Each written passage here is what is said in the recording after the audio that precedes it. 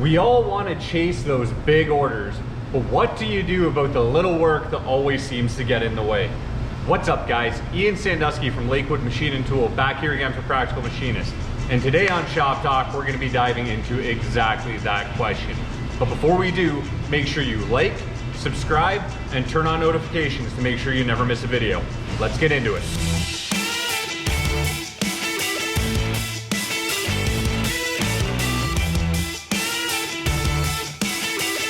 Okay guys, so today on Shop Talk, we're going to be diving back into the Practical Machinist forums to tackle a question that I found very interesting.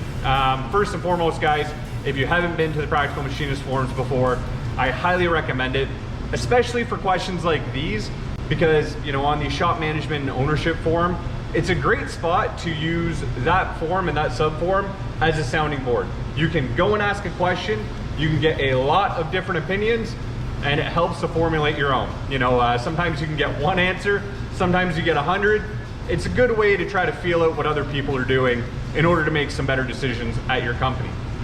So as I mentioned, I was on the shop management and ownership subforum, and a guy came on with a question that a lot of us have had in the past. I've seen this question on there before, but it's something I put a lot of thought into.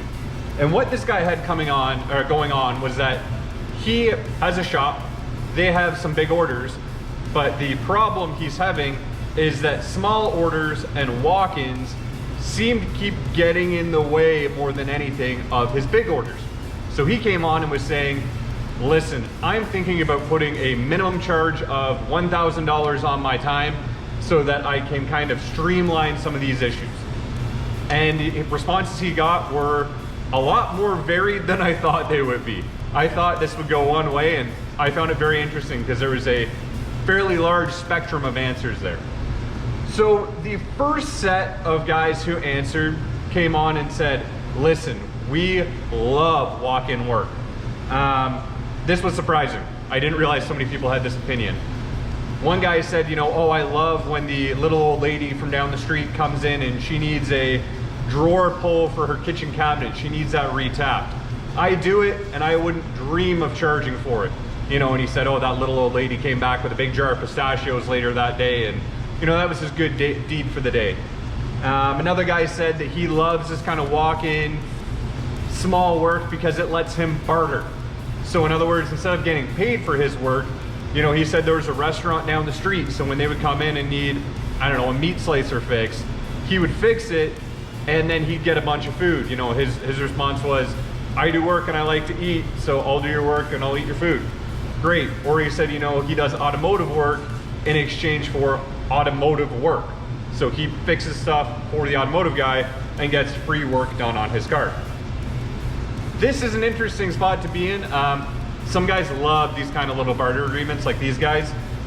And at the end of the day, guys, if this is what you like to do, if you are a machinist who loves being a machinist and loves doing work, I don't think there's anything wrong with this. Consider it your hobby. If you're not doing anything, your machines are all running, and some guy walks in and you want to fix that thing for him, I think it's a great thing. We all need a hobby. The only thing I would say is make sure that you don't let those little instances or your hobby start interfering too much with your actual work. It's great to help people. I've done it before for sure. If you have the opportunity, just make sure that you don't start letting that eat into your actual business time. At the end of the day, you need to take care of your business first, or you're not going to be there to help people. It's one of those things where you have to put on your own oxygen mask first, right? So make sure, if that is the scenario you're in, great. Make sure you're treating it like a hobby. Just to touch on this a little further, if I've done maybe 100 of these kind of jobs before, I've made money on maybe 10 of them over the years. They are very difficult to make money on, but we'll get into that in a second.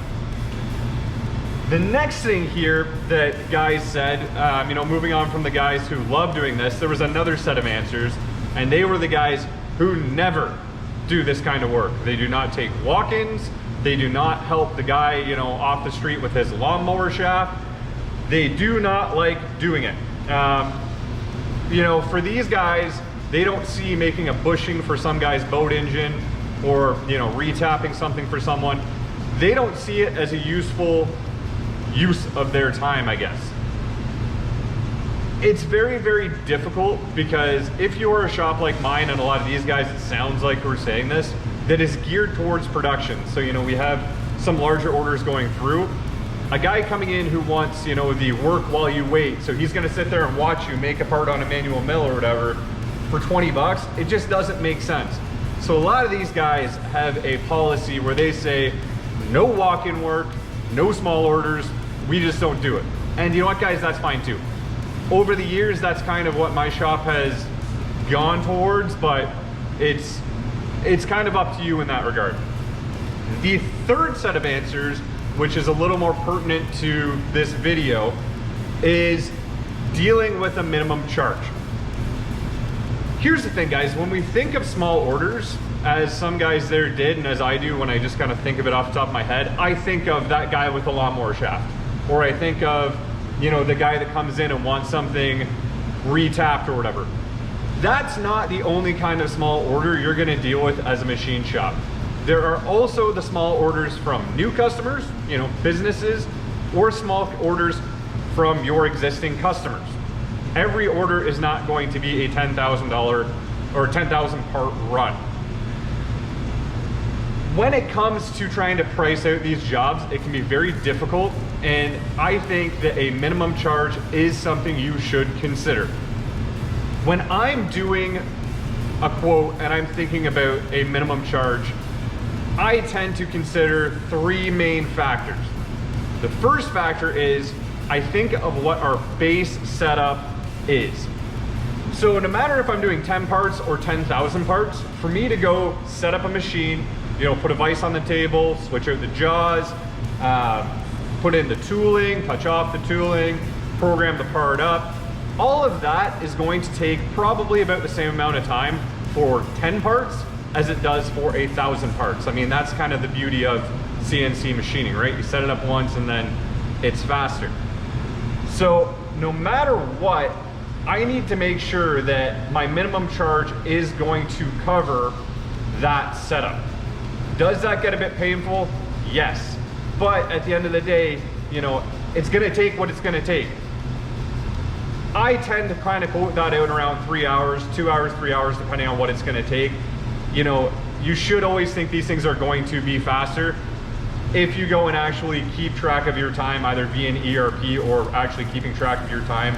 You can kind of figure out what your shop takes to do a setup. It's probably going to be longer than you think in your head. So make sure you do track your time so you can quote that setup accurately. The next thing that I would consider in that base setup is, you know, what kind of machine does this need to be run on? Does it need to be run on just a mill? Does it need a mill and a lathe?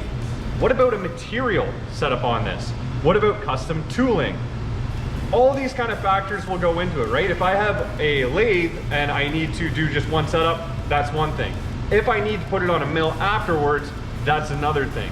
If I need to get material in for that job, you know, it's fine if I have material on the shelf to quote it out one way. But sometimes, guys, if you need to order, you need 8 inches of material for this job, you may need to order a 12-foot length because your vendor just doesn't sell it in anything lower. And since I use that 8-inch, I'm gonna have another 11 feet sitting on my floor. That 11 feet of material on my floor does not generate interest in a bank account like the cash I paid for it does. So you wanna make sure you're covering that off, because especially if it's, you know, some kind of weird material or weird diameter, you may never use that material again. So you need to make sure that you are putting thought into, oh yeah, no, you know, material is, in that diameter is $6 a pound, an 8-inch piece is 8 pounds. No. Now you need to get all this. So make sure you're keeping track of that. The other thing to keep track of are your other vendor minimums. So, you know, an anodizer, a painter, a black oxide finisher, a zinc plater. All of these kind of companies tend to have minimum orders. When I send things down to my anodizer, up until we get to about 100 parts, generally, you know, if we're talking parts this big, I am paying a flat rate because that's their minimum. And that minimum keeps going up, by the way. I need to make sure that when I'm pricing out a small order, I also include all the other minimums that go into that. The other thing you want to add into that minimum, I need to pay someone or a shipper to take my parts to anodizing, to finishing, to whatever. So now I need to factor that in as well. In other words, guys, when you're considering the straight price of what your minimum should be, I would avoid trying to have a $1,000 is my minimum no matter what. Because sometimes, guys, yeah, you know, $1,000 makes sense. Other times it may be 500. Other times it may be 300.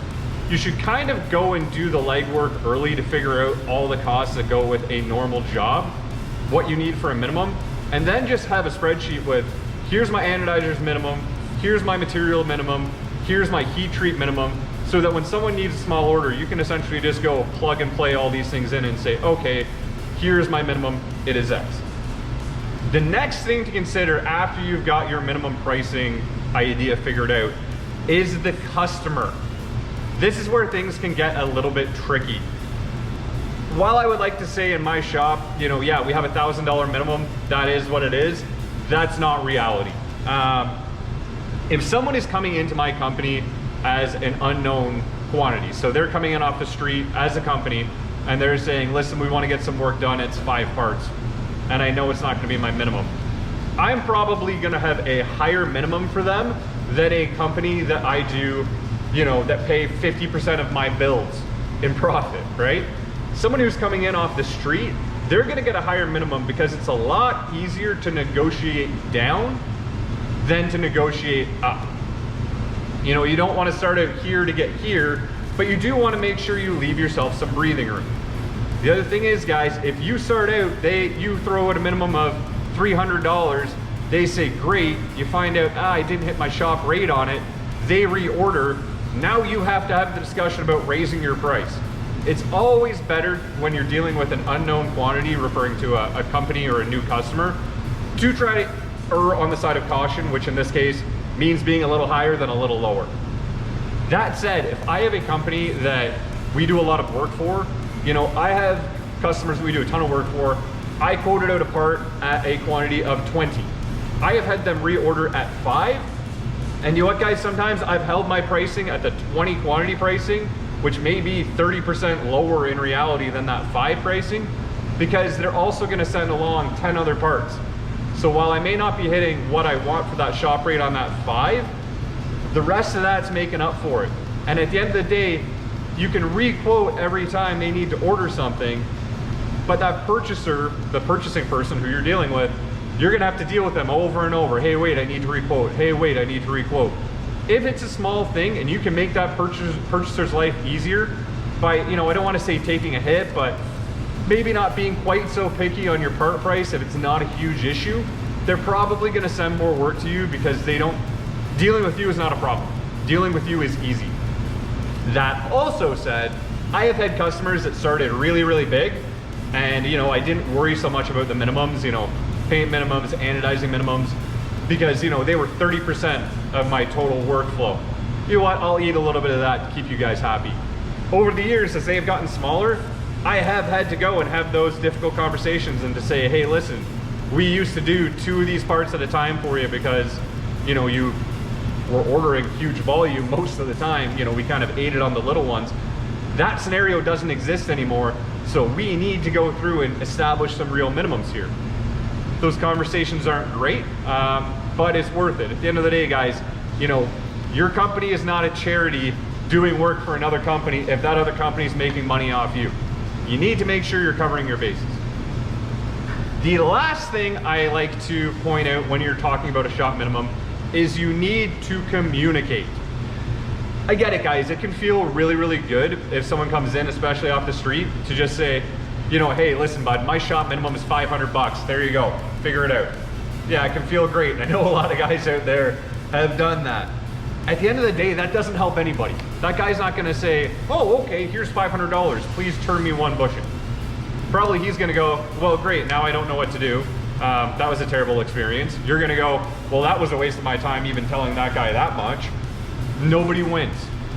When I have these guys coming off the street and are looking for a little part done, I have other shops that I know, usually like little one-man shows that are local to us, that love doing this kind of work. And I've talked to them and said, hey, listen, when this stuff comes in, do you want me to send it to you? They say yes.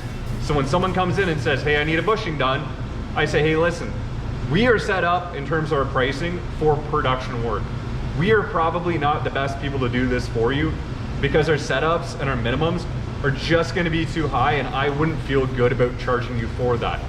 But here, call this guy, talk to him, here's his phone number. He loves doing this kind of work. There you go. That guy goes, gets the work done. He is happy. He is happy that he feels like I helped him. I'm happy because, you know, it took 30 seconds of my time to tell him, and now he's not gonna come and bother me if I feel bothered. And the guy at the end of the chain there who does the work, he's happy because he likes doing it. He makes a few bucks. Everybody wins. When it comes to dealing with companies, you know, that's fine for guys off the street. When it comes for dealing with companies, again, if you just tell a company, hey, listen, you're gonna order 5 parts, $500 minimum. Sorry, great. You know, it's not gonna do anything. It takes almost no more time to say, hey, listen, I have this kind of setup, I have this kind of material minimum, I have an anodizing minimum, and you don't need to tell them what that minimum is. You can just tell them that those minimums are in there and say, listen, here's the price. It hurts. I would probably recommend upping the quantity, but if you would like us to do it, we're still happy to do it for this minimum. That way, the customer can now decide for themselves. Listen, do we want to pay a lot more money for 5 parts? Or do we want to maybe put some on the shelf, you know, do 30, and all of a sudden the price per part is going to be a lot lower. Customers appreciate this. It shows that you're looking out for their best interests, and they're more likely to do work for you, or work with you. And at the end of the day, guys, if they don't like it, it's the reality of the situation.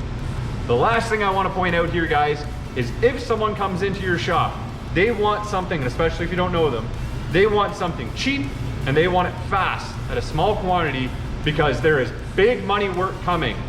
Do not walk, run. This is a high pressure tactic that I've seen time and time again, and other guys in the forum pointed this out as well.